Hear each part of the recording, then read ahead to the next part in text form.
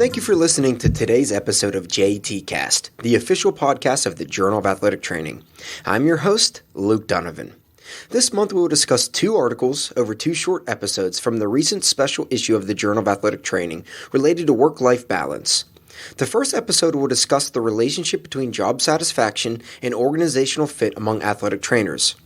For the second episode, we will discuss work and life in the sport industry. As a reminder, the article discussed today can be found on the JAT website, natajournals.org. And please remember that all content from JAT is open access to all readers, thanks to the funding from the National Athletic Trainers Association. The title of the first article is The Quantitative Examination of the Relationship Between Job Satisfaction and Organizational Fit in Athletic Trainers, authored by Dr. Lindsey Schroeder and colleagues from the University of North Carolina, Wilmington. Let's survey the scene. Athletic trainers are healthcare professionals who provide a wide breadth of services across diverse work settings. Given the differences across work settings, organizational cultures, which can be defined as the shared values and beliefs that represent the workplace, are likely to also differ between settings. Over the years, studies have continued to identify relatively high rates of burnout among athletic trainers, where many studies cite workload incongruence as a large contributor. To date, little research has been conducted to determine whether organizational culture and job satisfaction, or the degree to which they like their jobs, among athletic trainers. Identifying whether a relationship exists between these 2 constructs may help athletic trainers and employers identify mechanisms to improve job satisfaction. Therefore, the purpose of the study was to examine possible relationships between elements of job satisfaction, examples being supervisor, pay and benefits, and coworkers, and characteristics of organization culture such as adaptability, tolerance, and autonomy. An online survey was sent to a little over 5,000 athletic trainers employed within the United States. 285 individuals completed the survey. The survey consisted of questions to capture demographic information such as age, employment setting, and years of experience, as well as validated questionnaires to quantify elements of job satisfaction and organizational culture. Scores used for the survey to measure job satisfaction could be interpreted as dissatisfied, ambivalent, or satisfied, whereas the questionnaire used to measure organization culture had participants rank how characteristic an attribute is of them, which were then categorized as either most characteristic, least characteristic, or neither characteristic nor uncharacteristic. Here are the results. Of the 285 respondents, most were young athletic trainers who have been certified for less than 10 years who work in either NCAA Division I or Division III programs.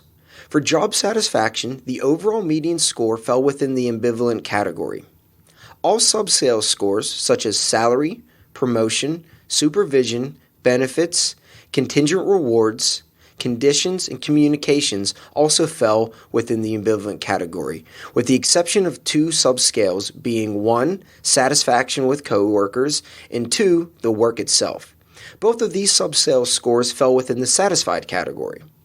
Of the subscales, coworkers, communication, and work itself were the most correlated with the total job satisfaction score, all of which were positively correlated.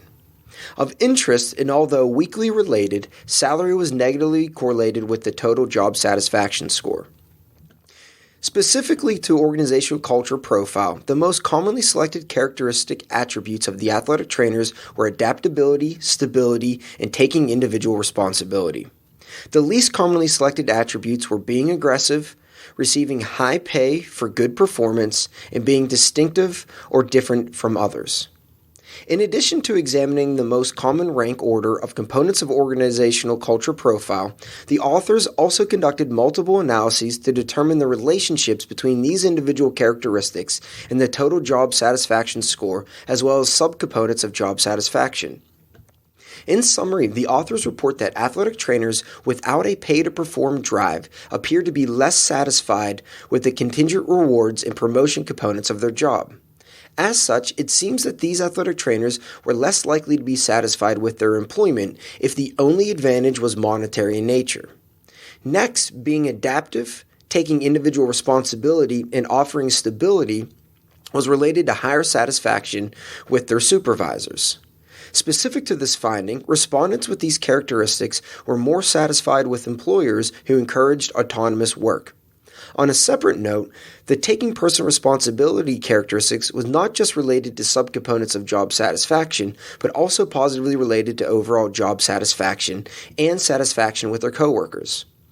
Overall, this study has identified numerous methods that extend beyond monetary rewards to improve athletic trainers' job satisfaction. Some examples are creating work environments that allow for flexible work schedules, autonomous work, and job sharing. Well, that's it for today's JATcast. Please remember to rate and subscribe to the podcast, which is available on iTunes, Google Play, Spotify, YouTube, and Stitcher.